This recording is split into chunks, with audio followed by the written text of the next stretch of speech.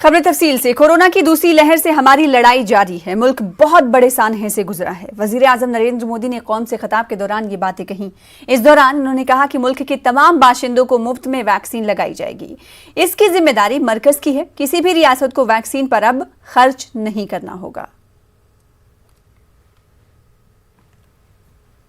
आज ये निर्णय लिया गया है कि राज्यों के पास वैक्सीनेशन से जुड़ा जो 25% काम था, उसकी जिम्मेदारी भी भारत सरकार उठाएगी। ये व्यवस्था आने वाले 2 सप्ताह में लागू की जाएगी।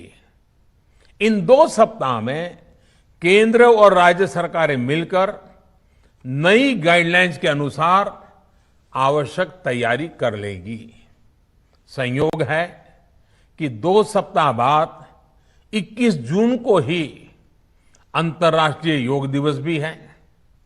21 जून सोमवार से देश के हर राज्य में 18 वर्ष से ऊपर की उम्र के सभी नागरिकों के लिए भारत सरकार राज्यों को मुफ्त वैक्सीन मुहैया कराएगी।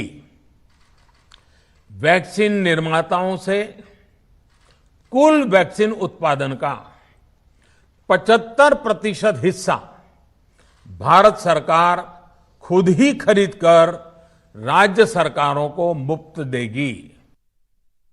तेलंगाना हुकूमत लॉकडाउन को खत्म करते हुए सिर्फ रात के कर्फ्यू को बरकरार रखने पर गौर कर रही है। कल वजीर आला केसीआर की क़यादत में प्रगति भवन में तेलंगाना काबीना का अहम इजलास मुनक्किद होने वाला है। इस दौरान लॉकडाउन को खत्म करते हुए सिर्फ रात के कर्फ्यू को बरकरार रखने का ऐलान हो सकता है। फिल वक्त रियासत भर में सुबह 6 ता दोपहर 1 बजे तक लॉकडाउन में नरमी दी गई है। अब इसको बढ़ाकर शाम 6 बजे तक आवाम को राहत देने पर गौर किया जा रहा है। इस सिलसिले में रियासती चीफ सेक्रेटरी सोमेश कुमार ने तमाम महकमों से रिपोर्ट तलब की है। कोरोना और ब्लैक फंगस पर काबू पाने में रियासती और मरकजी हुकूमत पूरी तरह से नाकाम हो गई है। तेलंगाना पीसीसी चीफ उत्तम कुमार रेड्डी ने यह बात कही। कोरोना और ब्लैक फंगस का मुफ्त में इलाज करने का मुतालबा करते हुए कांग्रेस पार्टी की जानिब से गांधी भवन में सत्याग्रह दीक्षा दिया गया। उत्तम कुमार रेड्डी की क़यादत में मुनक्किदा सत्याग्रह दीक्षा में एमएलसी जीवन रेड्डी के अलावा सीएलपी लीडर भट्टी विक्रमारक और एमपी कोमट रेड्डी, वेंकट रेड्डी, साबिक पीसीसी चीफ पुन्नाला लक्ष्मैया, साबिक रियासती वजीर मोहम्मद अली शब्बीर व दीगर मौजूद थे। अక్కడ नरेंद्र मोदी ఇక్కడ కేసీఆర్ అసమర్థత వల్ల ల్యాక్ ఆఫ్ ప్లానింగ్ ఫోర్సైట్ మరి ముందు చూపు లేకపోవడం వల్ల ప్రజల ఆరోగ్యం పట్ల ప్రజా సంక్షేమం పట్ల చిత్తశుద్ధి లేదు, సిన్సియారిటీ లేదు, కమిట్మెంట్ లేదనేది చాలా స్పష్టంగా అవుతుంది। ప్రపంచంలోనే ఇప్పుడు భారతదేశంలో corona epidemic highest number of cases, highest number of deaths. ఇది అక్కడ నరేంద్ర మోదీ ప్రభుత్వానికి, కేసీఆర్ ప్రభుత్వానికి సిగ్గుచేటని చెప్పి మనం చేస్తున్నాం। మొదటి వేవ్ లో మార్చ్ 2020లో 15 నెలల క్రితం లాక్డౌన్ ఇంప్లిమెంట్ చేసిన ఈ ప్రభుత్వాలు 15 నెలల్లో కూడా మరి సెకండ్ వేవ్ రాకుండా చూసుకోవడానికి, జాగ్రత్తలు తీసుకోవడానికి, మెడికల్ ఇన్ఫ్రాస్ట్రక్చర్ చేయడానికి, ఇంప్రూవ్ చేయడానికి ఏమీ చర్యలు తీసుకోలేదు। ఎంత సిగ్గుచేటంటే కింగ్ కోటి హాస్పిటల్లో ఆక్సిజన్ లేకుండా పేషెంట్స్ మరణిస్తారు, టిమ్స్ హాస్పిటల్లో ఆక్సిజన్ లేకుండా పేషెంట్స్ మరణిస్తారు। ఈ సంవత్సరంన్నర అయినాక ఈ రోజు కూడా టిమ్స్ హాస్పిటల్లో రన్నింగ్ వాటర్ లేదు, వాటర్ ట్యాంకర్లు తీసుకొస్తారు। 1500 మంది పేషెంట్స్ ఉండే టిమ్స్ హాస్పిటల్లో ఈ రోజు కూడా మంచినీళ్లు ఆ హాస్పిటల్ కి అవసరమైన పైప్ లైన్ లేదు, ట్యాంకర్లలో తీసుకొస్తున్నారు। అదే విధంగా మరి పక్క రాష్ట్రం ఆంధ్రప్రదేశ్ లో కరోనా ఆరోగ్యశ్రీలో చేర్చి ఉచితంగా ఇస్తున్నారు। మరో పక్క రాష్ట్రం తమిళనాడులో కరోనా ట్రీట్మెంట్ ఉచితంగా ఉంది। साबिक रियासती वजीर मोहम्मद अली शब्बीर ने कहा कि केसीआर हुकूमत कोरोना पर काबू पाने में पूरी तरह से नाकाम हो गई है। उन्होंने कोरोना के इलाज को आरोग्यश्री में शामिल करने और अवाम से किए वादों को पूरा करने का वजीर आला केसीआर से मुतालबा किया। केंद्र प्रभुत्व एट्ला उंदी अंटे गिरगुट रंग बदले जैसा रंग बदल रहे हैं हमारे प्रधानमंत्री देश के। ये बोला कि मैं विश्व गुरु बनने वाला हूं। हमारा देश सारे दुनिया में वैक्सीनेशन को सप्लाई करने वाला देश है, जैसा कि इन्होंने तैयार किया या भारतीय जनता पार्टी करा या फिर आरएसएस वाले, कोई भी नहीं करा भाई। कांग्रेस पार्टी ने परमिशन दिया भारत बायोटेक को, चाहे वो हिंदुस्तान में जहां भी वैक्सीनेशन बन रहा है, ये सारे भारत देश में कांग्रेस पार्टी ने इनको परमिशन दिया, इनको इंकरेज किया। मोदी ने कुछ नहीं बनाया, लेकिन ये कहता है कि भारत में क्या हो रहा है, 70 साल में कुछ नहीं हुआ, मैं करूंगा। क्या करेंगे? यही कि गंगा में सारे लोगों के लाशें तीर रहे हैं, यही काम किया है मोदी जी ने। लोग पहले नोटबंदी में लाइनों में ठहर के दम तोड़ दिया, अब ऑक्सीजन की कमी से या बेड नहीं होने से कोरोना 19 के अंदर जाने दे दी हैं। अब मोदी जी पहले कहे कि वैक्सीन पूरे देश को दूंगा, और उन्होंने 7 करोड़ दे दिया, लेकिन जब हमारे मुल्क में देने की बात आई तो वैक्सीन नहीं है। तो फिर क्या हो रहा है? यहां भी मोदी जी जो भी पॉलिसी लाते, केसीआर डब्बा मारते। ये कहते कि वाह मोदी जी बोले कि भाई मैं स्टेट को पावर दे रहा हूं, तो कहे कि बहुत अच्छी बात है, हम ग्लोबल टेंडर बुलाएंगे। कहाँ है रे भाई? अभी बेटा बोलता है केटीआर साहब कि नहीं हो सकता, वो कोई टेंडर में नहीं आ रहे। मोदी प्रेम अनुకుంటారంటే मोदी जी मैं क्या करूं, मैं तो पूरा पावर स्टेट गवर्नमेंट को दिया, वो नाकाम हो गए हैं, हम क्या करेंगे? नदी में नैया को लगा दिया, अब वो भाग जाने की कोशिश में मोदी, कोरोना से भाग जाने की। लेकिन याद रखिए कि भारत की आवाम उतनी भी भोली नहीं है कि तुमको और तुम्हारे बीजेपी को बहुत जल्द इसका खुमियाजा भुगतना पड़ेगा। उधर कांग्रेस लीडर श्रवण ने वजीर आला केसीआर और वजीर आजम नरेंद्र मोदी पर सख्त तनकीद की। उन्होंने कहा कि मोदी और केसीआर झूठ बोलने में माहिर हैं। दोनों झूठ बोलते हैं। आज जो हिंदुस्तान तकलीफ मायूसी के माहौल से गुजर रहा, इसके जिम्मेदार नरेंद्र मोदी है, और उसके बाद में हमारे स्टेट के चीफ मिनिस्टर केसीआर है। देखिए साहब, CCMB centre for cellular molecular biology indication दे दी थी। ICMR Indian council medical research आपको वार्निंग दे दी थी। हमारे हिंदुस्तान के साइंटिस्ट आपको वार्निंग दे दिए थे। WHO बोल दिया था। उसके बावजूद भी आप कोविड-19 के फर्स्ट वेव को कंट्रोल करने से पहले आप प्रीमेच्योर आपकी विक्ट्री बता दिए कि हम कंट्रोल कर दिए कोविड-19। एंड अब क्या हुआ?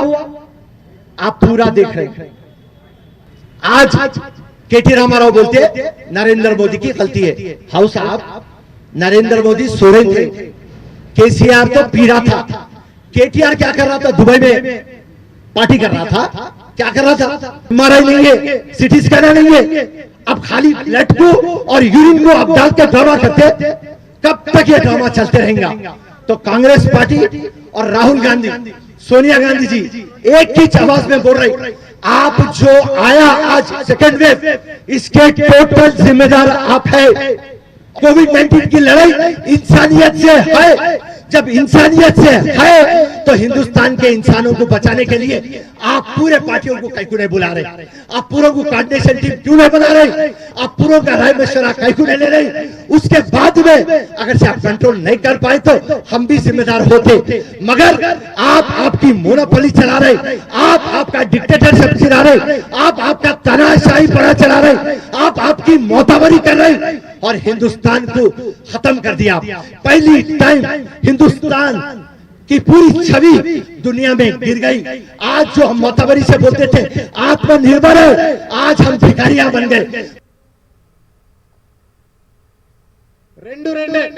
नरेंद्र मोदी गारू केसीआर गारू ఒక నాణ్యానికి రెండు వైపులటువంటి వాళ్ళు ఇవాళ दोनों झूठ बोलते हैं, दोनों लोगों को गुमराह करते हैं, दोनों डिक्टेटर्स हैं, मंत्रियों को दोनों चपरासी बनाते हैं, दोनों वादे करते हैं और तोड़ते हैं।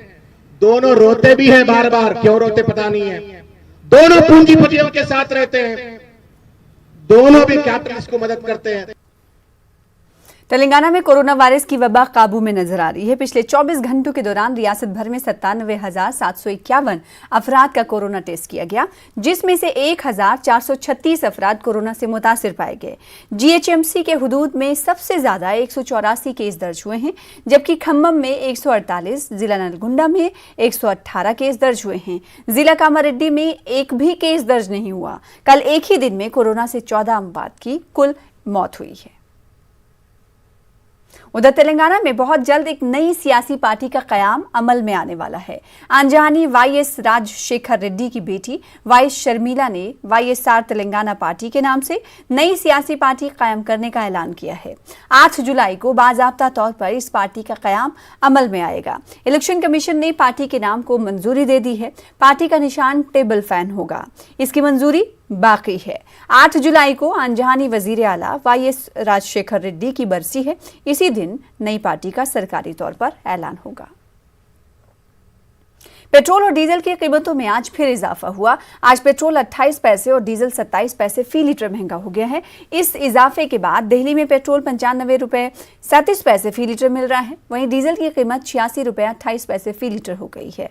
उधर राजस्थान के श्रीगंगानगर में पेट्रोल 106 रुपए 39 पैसे फी लीटर मिल रहा है। मध्य प्रदेश के अनूपनगर में भी पेट्रोल 106 रुपए 24 पैसे और डीजल 97 रुपए 37 पैसे में मिल रहा है।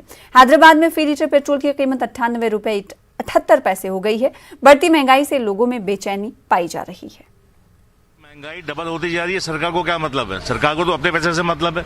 जो जीएसटी उनके पास आ रहा है या जो भी उनके पास उनका प्रॉफिट उनके पास आ रहा है, वो कहाँ जा रहा है? उनके तनख्वाहें 5-5 लाख रुपए एमएलए की तनख्वाहें महीने की, एमपी की तनख्वाहें, ये कौन देगा? वो ही देंगे। भर कौन रहा है? बी क्लास आदमी, सी क्लास आदमी, दैट्स ऑल। भाई साहब, पेट्रोल के दाम जो बढ़ रहे हैं, बहुत ही मुश्किल का सामना करना पड़ रहा है।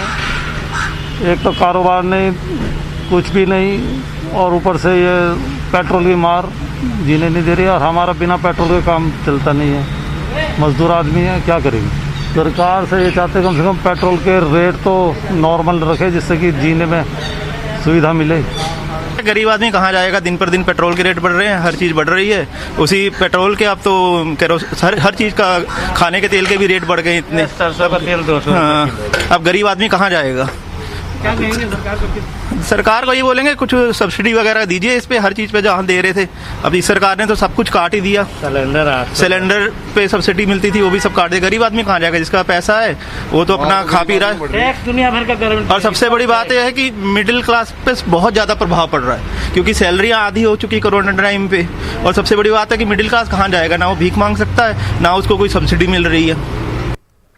मुल्क में पेट्रोल और डीजल की लगातार बढ़ती कीमतों पर राहुल गांधी ने मरकजी सरकार पर निशाना साधा है। राहुल गांधी ने मरकजी सरकार पर तंज कसते हुए कहा कि कई रियासतों में अनलॉक का मरहला शुरू हो गया है। ऐसे में अब पेट्रोल पंप हर पर बिल देते वक्त आपको महंगाई में तरक्की नजर आएगी। मोदी सरकार के जरिए महंगाई में हुआ विकास आपको नजर आएगा। उधर तेलंगाना तेलुगु देशम पार्टी के सदर एल रामन्ना बहुत जल्द साइकिल छोड़कर कार पर सवार होने वाले हैं।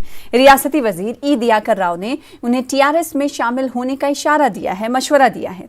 ये भी खबरें आ रही हैं कि एल रामन्ना अगर टीआरएस पार्टी में शामिल होते हैं तो इन्हें एमएलसी बनाया जाएगा। तेलंगाना में बहुत जल्द एमएलसी की 7 नशिस्तें खाली होने वाली है। तेलंगाना में तेलुगु देशम पार्टी बराए नाम है।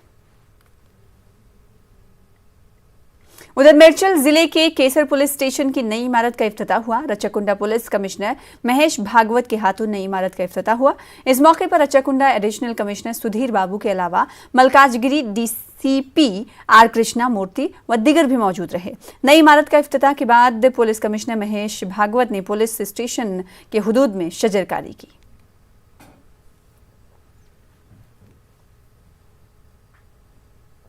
न्यूज़ 18 और फेडरल बैंक की संजीवनी गाड़ी पूरे मुल्क में कोरोना वायरस से